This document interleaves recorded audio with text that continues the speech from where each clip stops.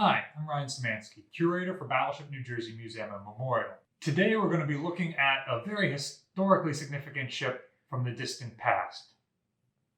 A long time ago, in a galaxy far, far away, we were first introduced to the Karelian Corvette, the first ship we ever saw in Star Wars.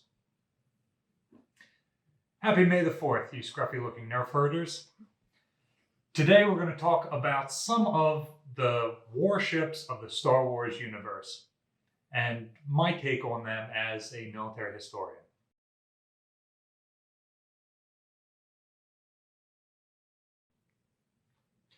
So, first of all, these two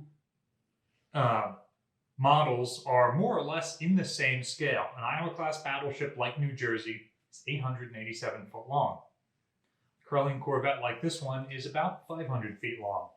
So the small ships in Star Wars are more or less the same size as large ships on Earth. They also use some of the same naming conventions. In Battleship New Jersey's time, battleships were the largest surface warships there were.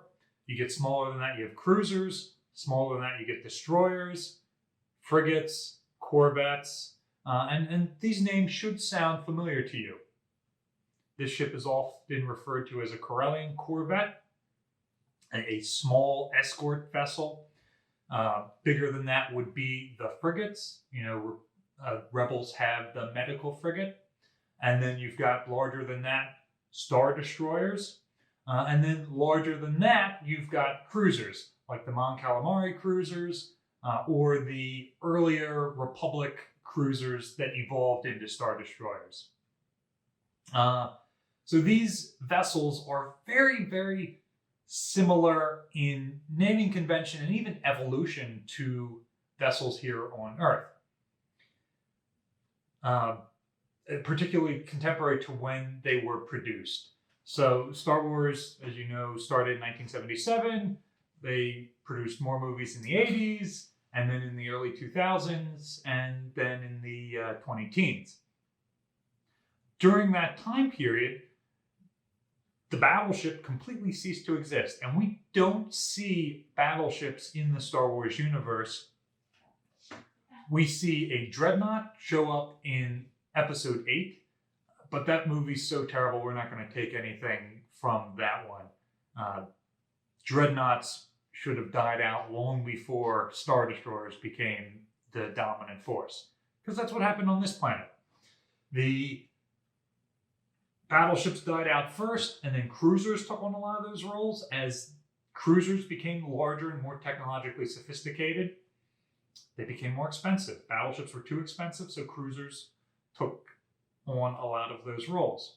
Well, then, here we are in modern day. Cruisers have become way more expensive, and they are almost non-existent. There's only 2 or 3 countries on Earth that still operate cruisers, and their roles have been taken over mostly by destroyers. So what ship do we see the large naval powers in Star Wars using primarily? The Star Destroyer. And what ship preceded those Star Destroyers? The Venator class cruisers of the Republic era 20 years earlier. So that does fit with the modern theme. And then you've got corvettes and frigates like these that are patrolling more distantly, where it's not worth sending a fleet of destroyers or cruisers. One place where this doesn't really make sense is super star destroyers. Really, those should be called cruisers, battleships, something. They don't really fit the naming convention at all. There's nothing contemporary on this planet that is a super destroyer of any sort. So, one thing that dominates combat in both universes is aircraft. Space fighters dominate Star Wars.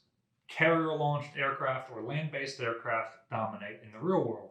In Star Wars, most ships can carry some amount of aircraft. But in the movies, we don't see any dedicated aircraft carrier. That's mostly because any of the ships that go into combat are slugging it out with lasers in addition to launching aircraft. Which really confuses me when it comes to Imperial tactics. So the rebels have much smaller ships than the Empire has. They can't really win a naval engagement ship for ship. The rebels do have really, really great fighters. X-Wings, A-Wings, those sorts of things. One of the things that makes them great is that the pilot actually has visibility. You ever seen a TIE fighter? Those weird wings on the side? That pilot cannot see aircraft that are attacking him from behind or either side. He can only see what's directly in front of him. X-Wings with cockpits up top, like a traditional fighter, have good all-around visibility. So, the rebels are making up for their lack of capital ships by attacking with aircraft. On this planet, we would put out combat air patrols. So we would always have fighter aircraft in the air to protect our super expensive ships from being taken out by super cheap aircraft. The Empire had all of 3 fighters defending the first Death Star. And then in other fleet actions, they're launching aircraft after the battle has already started, when rebel fighters are already in knife fighting range and dropping bombs on their ships. It doesn't make any sense to me. George Lucas based combat in Star Wars on some of the old war movies he had seen, specifically World War II. And so a lot of the space battles we see are based off of actual dogfighting and that sort of thing. Famously, the Millennium Falcon's cockpit is supposed to resemble an American bomber's cockpit. That's another thing that always confuses me.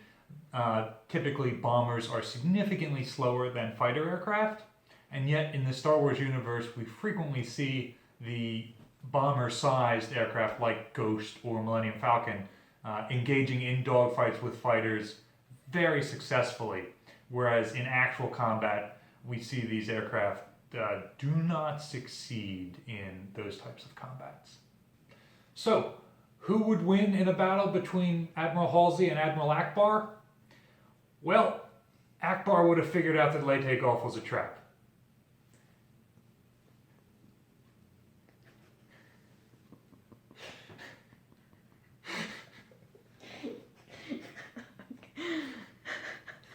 Thanks for watching. If you have any questions, feel free to drop them in the comments. We'll get back to you as soon as possible. Remember to like, share, subscribe, and click the bell icon if you'd like to hear about more content we're putting out in the future. And if you'd like to support the museum, our mission, and our YouTube channel, check out the description down below for ways you can donate and help us out.